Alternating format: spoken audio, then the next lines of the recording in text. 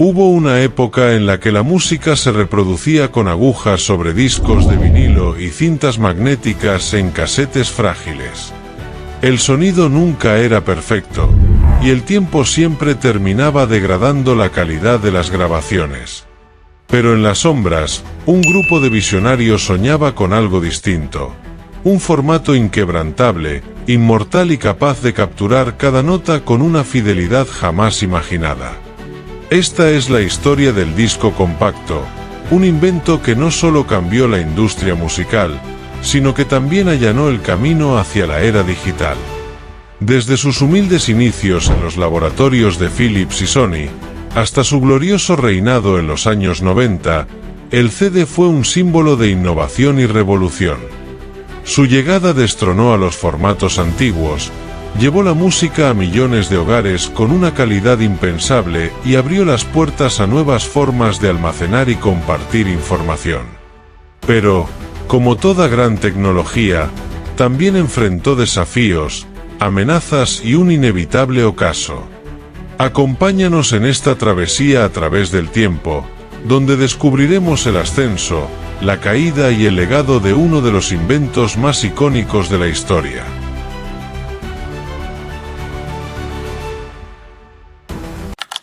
Capítulo 1. Los primeros ecos del sonido.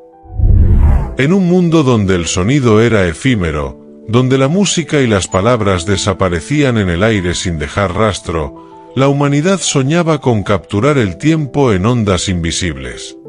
A finales del siglo XIX, la posibilidad de grabar sonidos parecía más un truco de magia que una realidad científica. Sin embargo, un inventor con una mente brillante y una visión sin límites, Thomas Edison, decidió desafiar lo imposible. En 1877, Edison presentó su fonógrafo, un dispositivo que, con un simple cilindro de cera y una aguja, lograba inmortalizar voces y melodías. Era un avance increíble, un milagro de la ingeniería para la época. Por primera vez, las personas podían escuchar una voz del pasado, un eco del ayer que volvía a la vida con el giro de una manivela. Pero el fonógrafo tenía muchas limitaciones. Los cilindros eran frágiles, costosos y su capacidad de grabación era mínima. Mientras Edison celebraba su invento, en el otro lado del Atlántico, un visionario llamado Emile Berliner estaba convencido de que el futuro del sonido no estaba en cilindros, sino en discos planos. En 1887, Berliner creó el gramófono, un dispositivo que utilizaba discos de vinilo en lugar de cilindros, lo que permitía una producción en masa más eficiente. Aunque Edison lo despreciaba, asegurando que su fonógrafo era superior, la realidad pronto demostraría lo contrario. Los discos de vinilo comenzaron a conquistar el mundo, permitiendo que la música viajara a los hogares de millones de personas. Artistas y compositores encontraron en este nuevo medio una manera de llegar a más oyentes, y las casas de grabación vieron la oportunidad de crear una industria completamente nueva. Sin embargo, el gramófono tampoco era perfecto. Los discos se desgastaban con el tiempo, las agujas raspaban el material, y el sonido, aunque impresionante para la época, todavía tenía sus limitaciones. Los ingenieros de sonido sabían que el camino aún no estaba completo. Había que buscar una manera de mejorar la calidad del audio, de hacerlo más puro, más nítido, y sobre todo, más duradero. La humanidad no se conformaría con un sonido que se desvanecía con cada reproducción. Se necesitaba algo más, algo que aún estaba por descubrirse. Pero, ¿cómo capturar la música sin dañarla? ¿Cómo permitir que el sonido viajara a través del tiempo sin perder su esencia? Preguntas como estas comenzaron a rondar las mentes más brillantes del mundo de la ingeniería y la acústica. Era necesario un salto evolutivo, una revolución que cambiara para siempre la forma en que la humanidad experimentaba el sonido. Lo que nadie imaginaba era que la solución no vendría de un solo inventor, sino de la unión de dos gigantes de la tecnología. Philips y Sony, en las siguientes décadas, se embarcarían en una misión que redefiniría la historia del sonido. Pero antes de llegar ahí, el mundo aún tendría que experimentar muchas pruebas, errores y fracasos. El disco compacto aún no existía, pero la chispa de la innovación ya había sido encendida. La música estaba lista para un nuevo capítulo en su historia, uno que cambiaría la industria para siempre.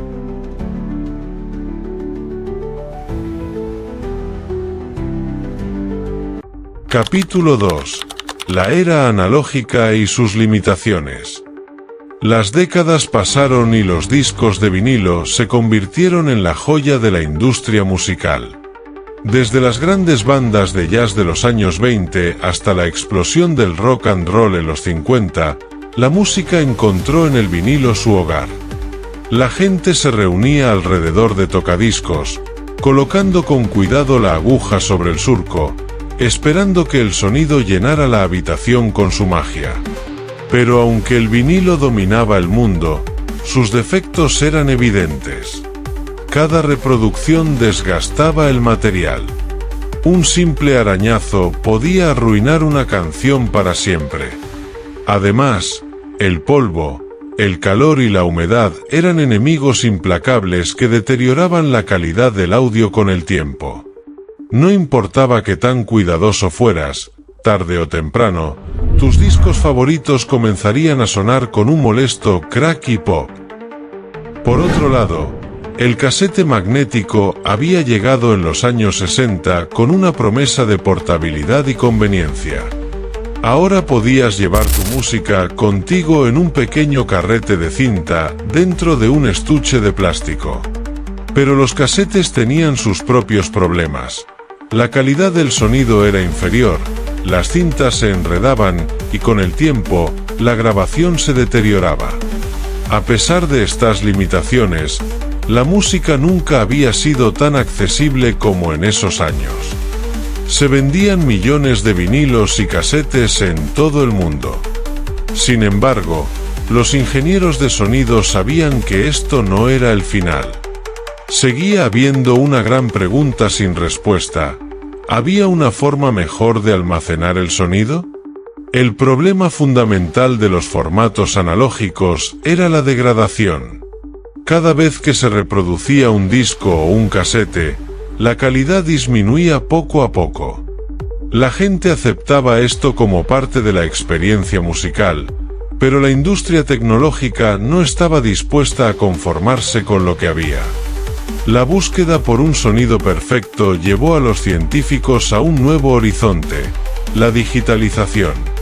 La idea de convertir el sonido en códigos binarios, en ceros y unos, comenzaba a tomar forma en los laboratorios de todo el mundo. Si la música podía ser almacenada como datos puros, sin contacto físico, sin desgaste, podría sonar igual en su primer día y en su reproducción número 1.000.000. Las primeras investigaciones en audio digital comenzaron en los años 60 y 70. Se realizaron experimentos con grabaciones en computadoras gigantescas, pero la tecnología aún estaba lejos de ser viable para el consumidor promedio. Los costos eran astronómicos y la capacidad de almacenamiento era mínima.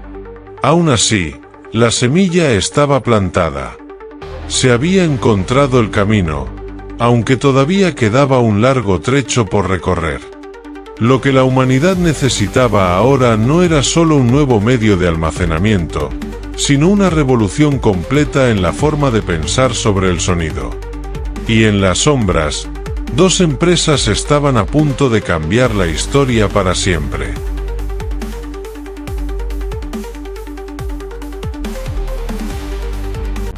Capítulo 3. El desafío de lo digital. A medida que la idea de la digitalización del sonido cobraba fuerza, dos gigantes de la tecnología comenzaron a visualizar un futuro donde la música no dependiera de agujas, cintas magnéticas ni materiales frágiles. En un lado del mundo, Philips, la empresa holandesa pionera en la fabricación de casetes, ya experimentaba con discos ópticos para almacenar información. En el otro extremo, Sony, la poderosa compañía japonesa, veía en la digitalización la oportunidad de revolucionar el entretenimiento. El principal obstáculo no era solo almacenar el sonido digitalmente, sino hacerlo de una manera práctica y accesible. En los primeros intentos, los archivos de audio ocupaban demasiado espacio y las computadoras de la época no tenían la capacidad de procesarlos eficientemente. Si querían reemplazar al vinilo y al casete, necesitaban un formato que fuera pequeño, duradero y de altísima calidad. La clave del éxito estaba en los discos ópticos, una tecnología naciente que utilizaba un láser para leer y escribir datos en una superficie reflectante. Philips había logrado crear un disco capaz de almacenar imágenes y vídeos, conocido como Laserdisc, pero su tamaño era enorme, similar al de un vinilo, y no estaba pensado para la música. Sony, por su parte, había avanzado en la digitalización del sonido, logrando una calidad impresionante en sus grabaciones experimentales. Ambas compañías sabían que, si querían cambiar la historia, debían unirse. En 1979, ingenieros de Sony y Philips se reunieron en una serie de encuentros secretos donde decidieron combinar sus conocimientos para crear el formato definitivo. En esos laboratorios, en salas llenas de diagramas, prototipos y ecuaciones, comenzó a nacer el Compact Disc, el disco compacto que revolucionaría la música. Pero los problemas no tardaron en aparecer. El primer prototipo del CD tenía un diámetro de 20 centímetros, lo que lo hacía poco práctico. Además, la capacidad de almacenamiento aún era insuficiente para contener un álbum completo con la calidad que esperaban. Se debatió durante meses si debían sacrificar calidad a cambio de más espacio o si debían buscar una nueva solución. La historia cuenta que el ejecutivo de Sony, Norio Oga, era un amante de la música clásica y exigió que el disco compacto pudiera almacenar la totalidad de la Novena Sinfonía de Beethoven, una de las piezas más emblemáticas de la humanidad, sin interrupciones. Esta decisión llevó a que el CD se diseñara con un tiempo de reproducción de 74 minutos, lo que determinó su tamaño final, 12 centímetros de diámetro. Tras resolver estos dilemas técnicos, los ingenieros lograron una hazaña sin precedentes: un disco capaz de almacenar música sin pérdida de calidad, sin degradación con el tiempo y sin el molesto ruido de fondo de los formatos analógicos. Pero aún quedaba un último obstáculo: convencer al mundo de que este invento era el futuro de la música.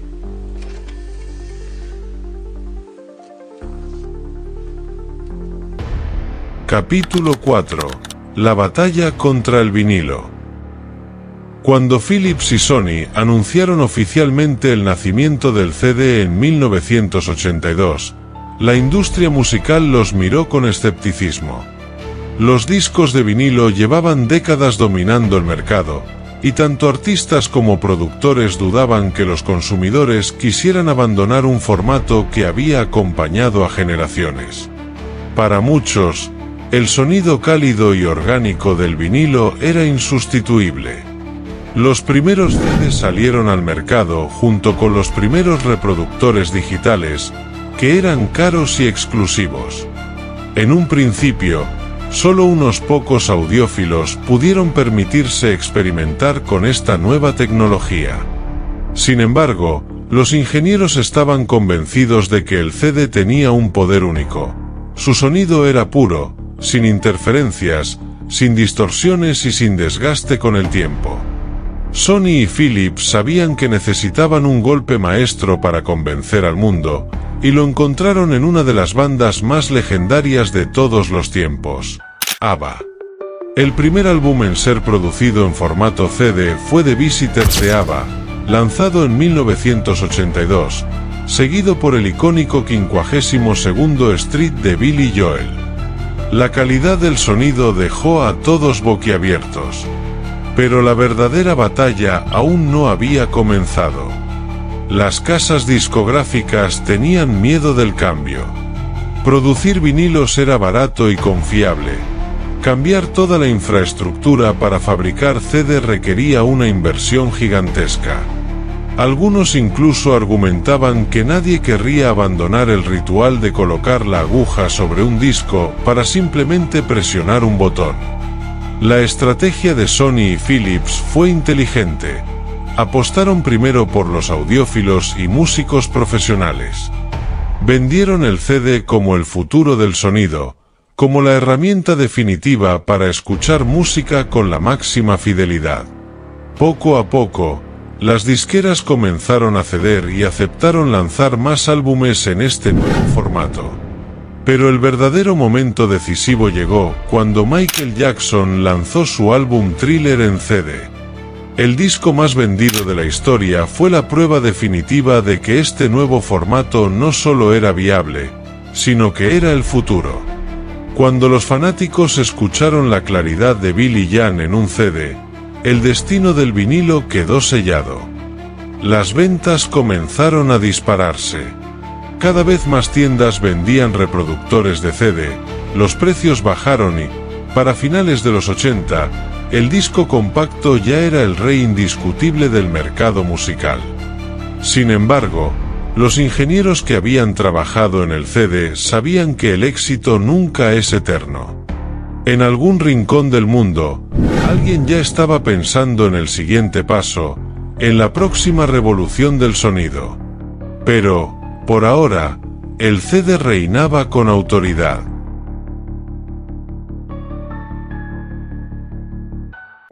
Capítulo 5.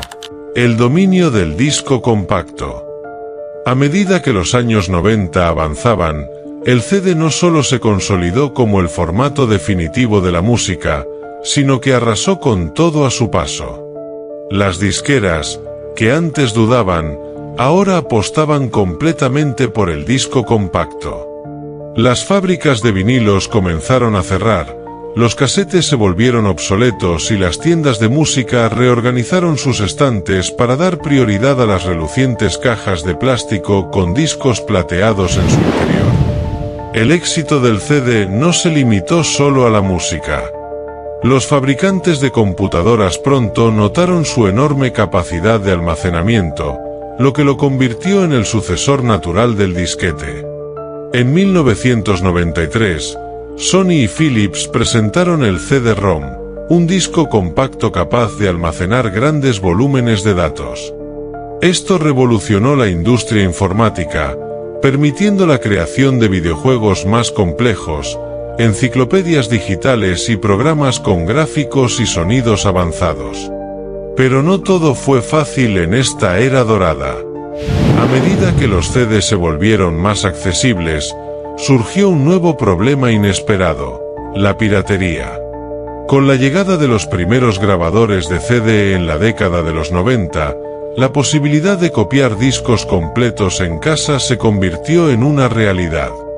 Esto preocupó a las disqueras, que temían que sus ingresos se desplomaran. Para contrarrestar este problema, se intentaron desarrollar CD con sistemas de protección anticopia, pero los hackers y los entusiastas de la tecnología rápidamente encontraron maneras de burlarlos. Sin embargo, a pesar de la piratería, la demanda de CD originales seguía siendo altísima, y la industria de la música vivía una de sus épocas más lucrativas. En los hogares de todo el mundo, los reproductores de CD se volvieron el centro del entretenimiento.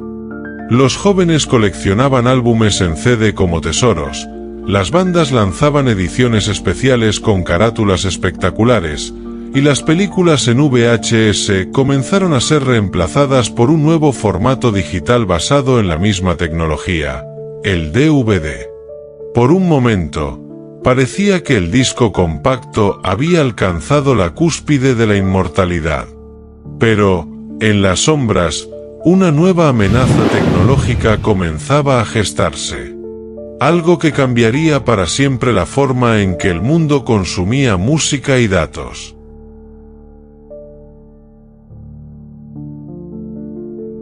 Capítulo 6.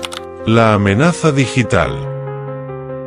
A finales de los 90 y principios de los 2000, Internet comenzaba a expandirse rápidamente. Al principio, la música digital parecía inofensiva para el reinado del CD. Sin embargo, en 1999 apareció una plataforma que marcaría el comienzo del fin: Napster. Napster era un servicio de intercambio de archivos que permitía a los usuarios compartir música de forma gratuita. De repente, cualquier persona con una conexión a Internet podía descargar sus canciones favoritas sin necesidad de comprar un CD. Esto provocó una crisis en la industria musical, que comenzó a ver una caída en las ventas. Las discográficas entraron en pánico. Intentaron demandar a Napster, bloquear sitios de descargas y advertir sobre las consecuencias legales de la piratería. Pero ya era demasiado tarde. La música digital se había convertido en una tormenta imparable. Mientras tanto, otra revolución silenciosa ocurría en el mundo de los dispositivos electrónicos. Apple lanzó en 2001 el iPod, un pequeño aparato capaz de almacenar miles de canciones en formato digital sin necesidad de discos físicos. La idea de llevar toda una colección de música en un solo dispositivo hizo que, poco a poco, el CD comenzara a perder su atractivo. Las compañías intentaron revivir el CD con ediciones de lujo, remasterizaciones y nuevos formatos como el Super Audio CD, SACD, que prometía una calidad de sonido aún mejor. Pero la gente ya no estaba interesada en coleccionar discos físicos, querían descargar y reproducir música al instante.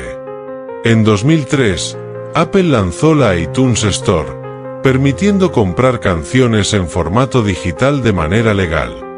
Fue el golpe definitivo. El CD, que alguna vez había derrotado al vinilo y al casete, ahora estaba siendo desplazado por una nueva era de música sin soporte físico. Aún así, el disco compacto no se rindió fácilmente. Durante varios años, siguió siendo un estándar para coleccionistas, amantes del sonido de alta calidad y usuarios que no querían depender de Internet. Pero su destino estaba sellado. El futuro de la música estaba en la nube.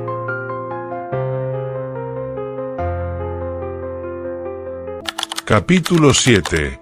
El legado del CD. Aunque la era dorada del CD terminó, su legado es innegable. Fue el primer formato que demostró que la música podía ser digital, que el sonido podía preservarse sin pérdida de calidad y que el almacenamiento óptico tenía un futuro brillante. Incluso hoy, en un mundo dominado por el streaming y las descargas digitales, el CD sigue teniendo un lugar especial en el corazón de muchos. Bandas y artistas continúan lanzando sus discos en este formato para coleccionistas, y en algunos países todavía es un método popular para escuchar música sin depender de Internet. En la industria de los videojuegos y la informática, los discos ópticos evolucionaron en Blu-ray, un descendiente del CD con mayor capacidad, que sigue vigente en consolas como la PlayStation 5 y reproductores de películas en alta definición. Pero más allá de su impacto comercial, el CD representó algo más grande.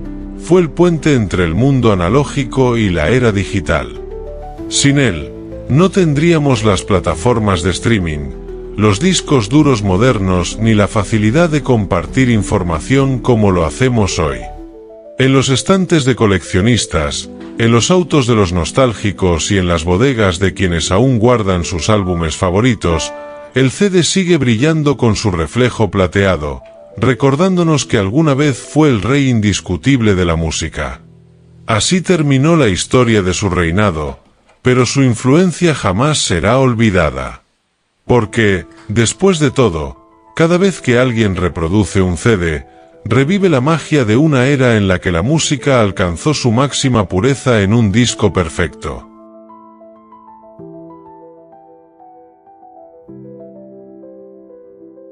El CD no fue solo un invento, fue una revolución que cambió la manera en que el mundo disfrutaba la música, almacenaba información y experimentaba el entretenimiento. Desde sus humildes comienzos, enfrentó desafíos, derrotó a sus predecesores y reinó durante décadas como el formato definitivo. Pero como toda gran era, su dominio llegó a su fin, no por falta de calidad, sino porque la tecnología siguió avanzando. Sin embargo, su legado es imborrable, pues fue el puente que llevó a la humanidad del mundo físico al digital, sentando las bases para la música en streaming, los videojuegos modernos y el cine en alta definición. Hoy, el CD sigue brillando en la nostalgia de quienes vivieron su auge y en los corazones de los coleccionistas que aún disfrutan de su sonido impecable. Aunque ya no sea el rey del mercado, su historia es la prueba de que los grandes inventos nunca mueren, evolucionan, inspiran y dejan su huella en la historia. Porque cada vez que alguien reproduce un disco compacto, revive una era donde la música y la tecnología alcanzaron su máxima expresión en un objeto perfecto. El CD no desapareció, se convirtió en leyenda. Si te ha gustado este gran vídeo, te invito a dejarnos un like y a ver uno de los 2 vídeos que están apareciendo ahora mismo en tu pantalla. Y recuerda, vive con visión.